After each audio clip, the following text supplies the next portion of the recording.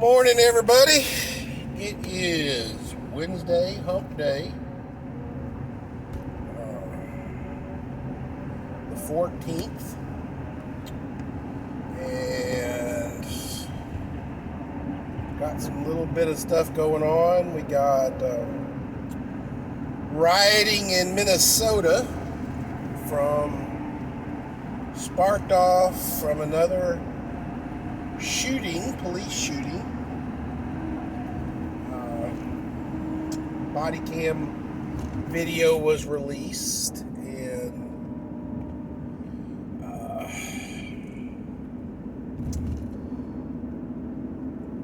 okay, when you go to school,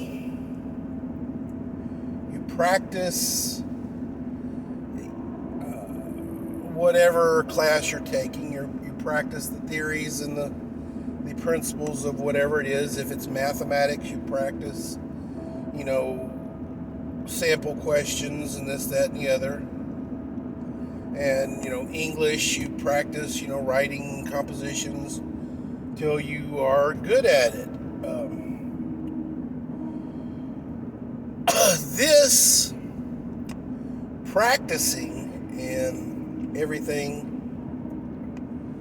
to improve your abilities is fairly much drilled into our brains from our early ages. You learn to walk by practicing. You learn to talk by practicing, mimicking your parents and blah, blah, blah, blah, blah.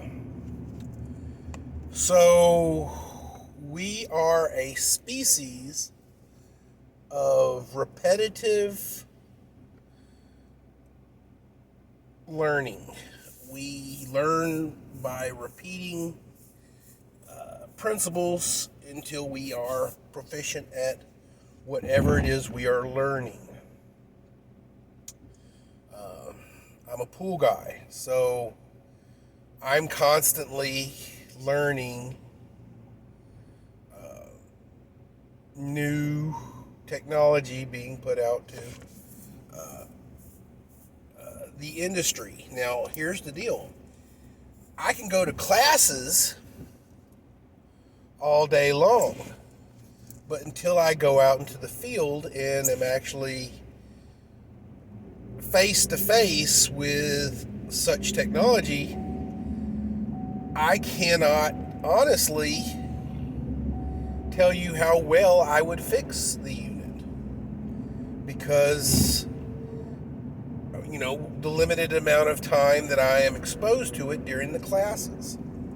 But as time goes on and I am exposed to this technology more and more frequently, I become more and more proficient about repairing it. Same situation with the shooting. And a lot of shootings, a lot of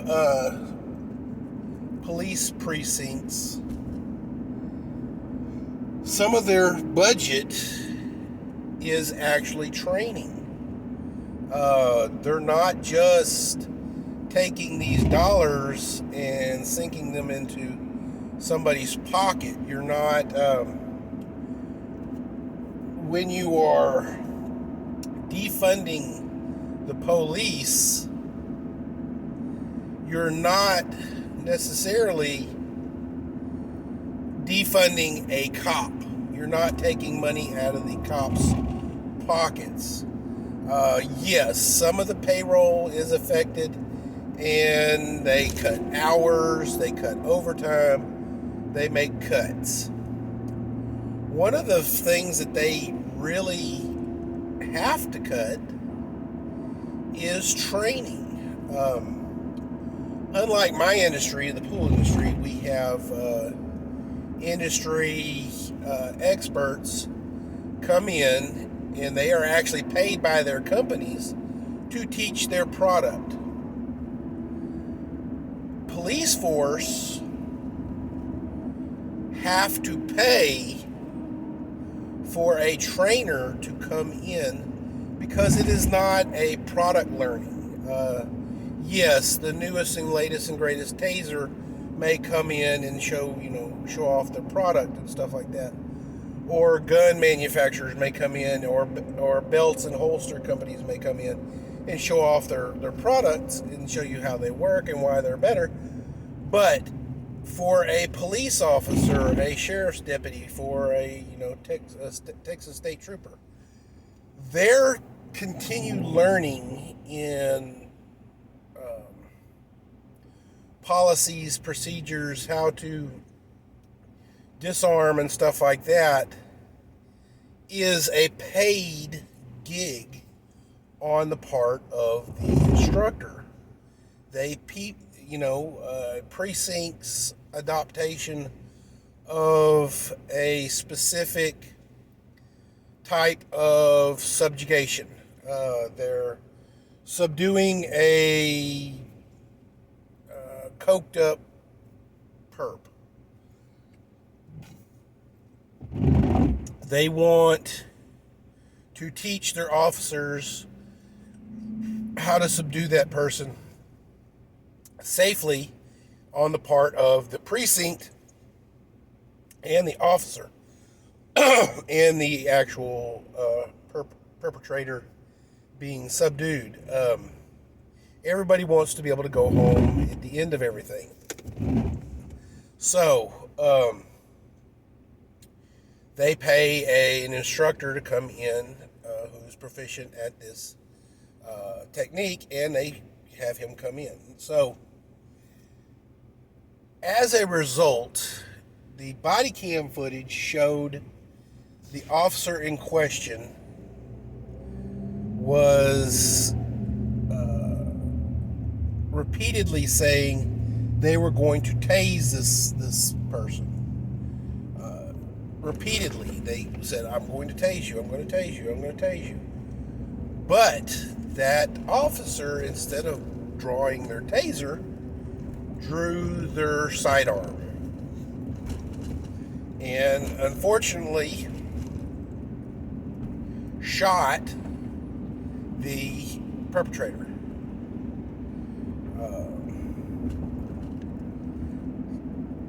Yes, this is a bad thing. A person lost their life, but this is an accidental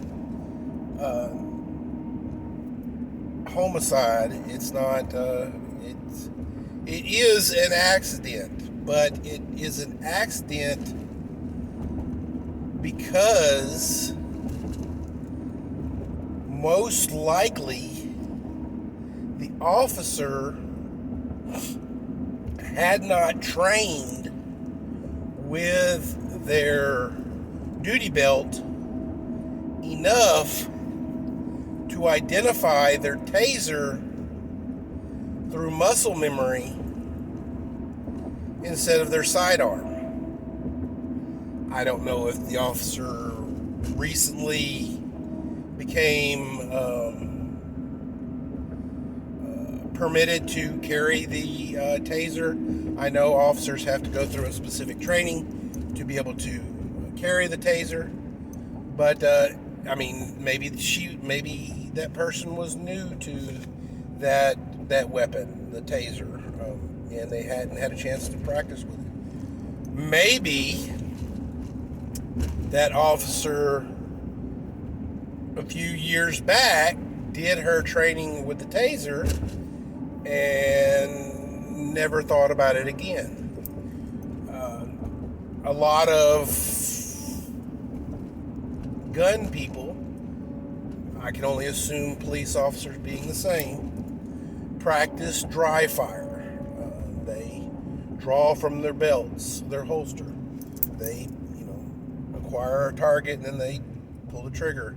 A lot of times it's done in their house or their backyard or somewhere with an unloaded weapon. I am, merely making an assumption, but they probably don't practice dry fire with the taser. Given this, climate these days of most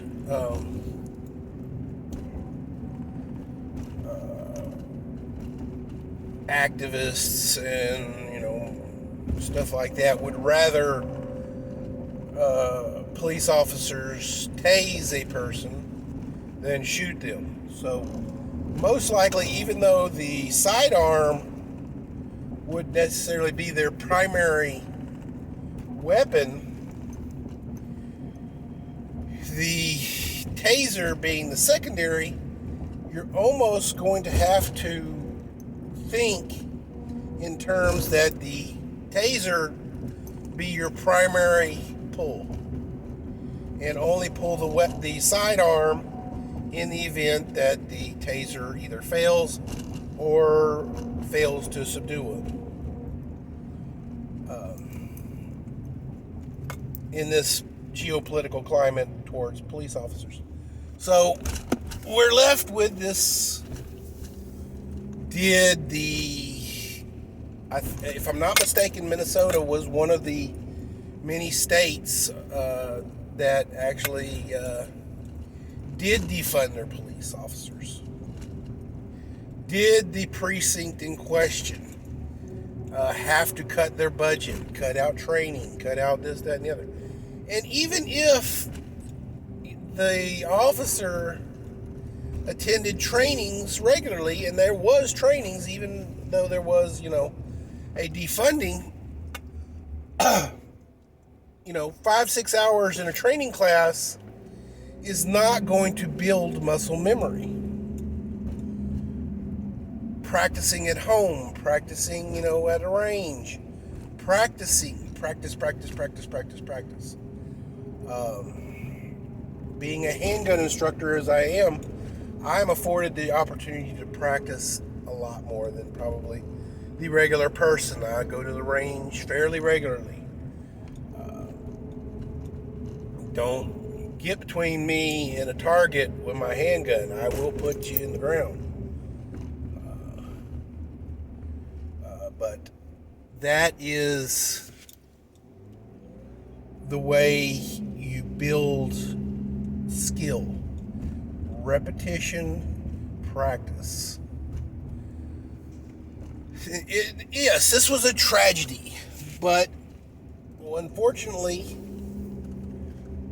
this particular situation could have been avoided with regular practice on the part of the officer.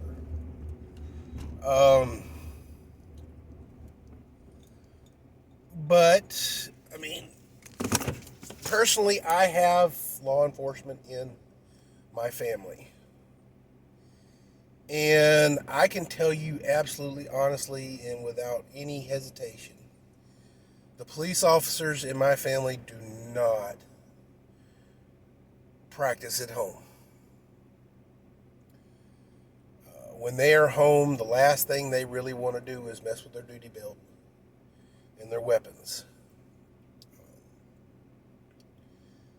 So, an officer can go months at a time without drawing a weapon, taser or handgun alike. So if they're not practicing drawing those weapons regularly, they're not going to build or retain a muscle memory to, in the heat of a moment, grab the proper utensil. And we see in this particular situation, a high-stress situation, the officer grabbed the wrong tool. The muscle memory that they had for that particular situation drew the sidearm instead of the taser.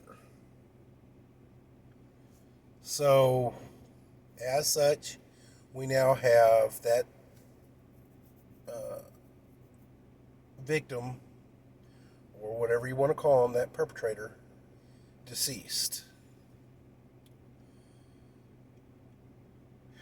But, in all honesty, the guy ran.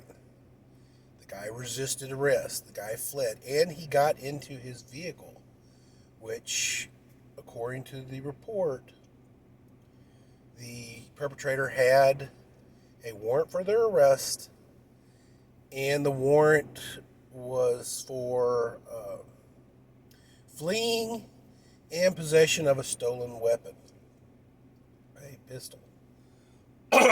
So the officers already knew that in his past this person had a weapon, which adds to the equation. Why did it escalate to that point? Well, if he got into his vehicle, then what was in his vehicle? Was there a gun in his vehicle? Was there a knife in the vehicle? Was there a Claymore mine inside the vehicle? We don't know. That hasn't actually been reported. I don't think they searched the vehicle to see if there was a gun. But in a shoot, no shoot scenario, police officers have to make split-second decisions in order to go home in one piece. A failure at any one of those shoot, no shoot scenarios results in the officer getting hurt, possibly dying.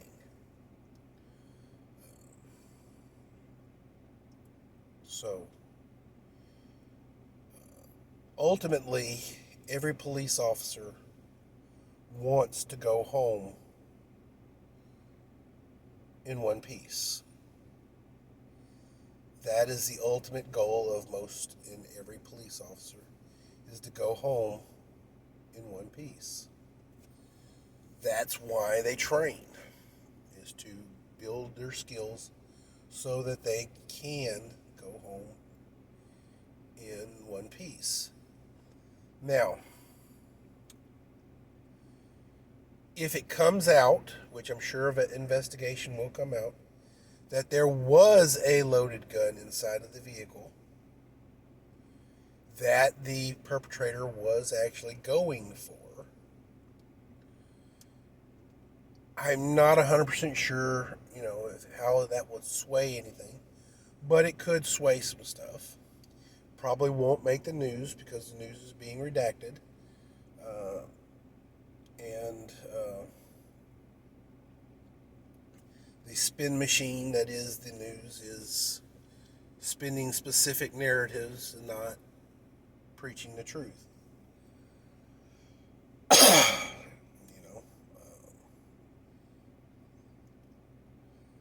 We shall soon find out. But again, we as humans our level of skills require us to practice that as a specific skill regularly in order to build proficiency at it. I used to be a mechanic. I haven't touched a car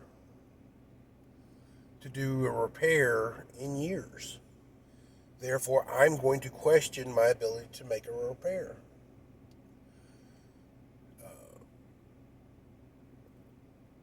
Similar situation. You've got people who you go to college or go to school and they learn specific skills and then they move into a different industry whenever they graduate and they forget, what a lot of what they learned unless that education is then adapted into what they're currently doing.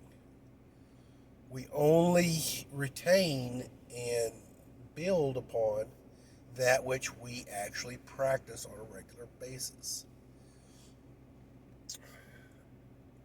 That is the human nature of how our minds work and how muscle retention and stuff like that works. If all I do every day is sit around and eat donuts, then all I'm going to ever know is how to sit around and eat donuts versus, whatever else I would like to do in my life.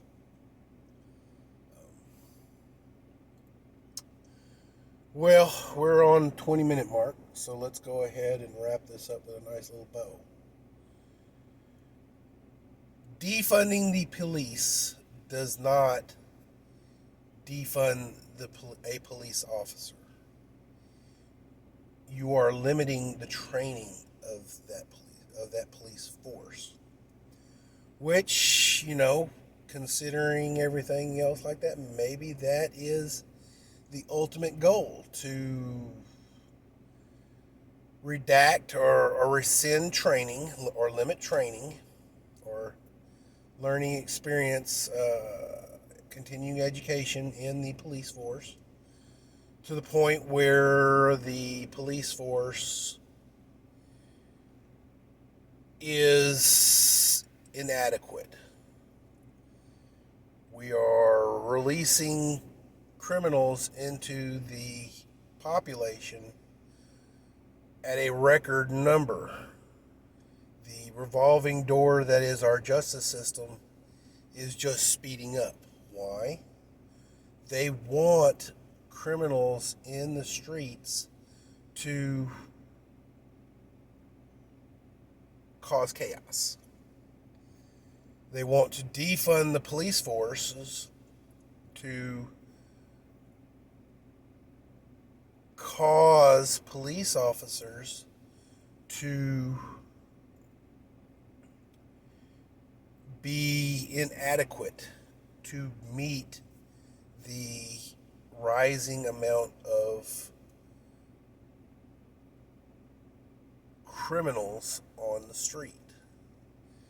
Now, what this is going to cause is police officers making mistakes, just like we saw in Minnesota. Police officers making mistakes more often will make the news more often. Police officers making the news more often, making mistakes, will cause police forces to be unpopular, and as such may be deemed inadequate for our defense, which is what the left wants us to do. They want the popo to be inadequate. Now, does this mean they want National Guards to come in? Do they want the military to come in to maintain order? I mean, it's going to require something to maintain order. And putting, park rangers in place instead of popo is not going to work.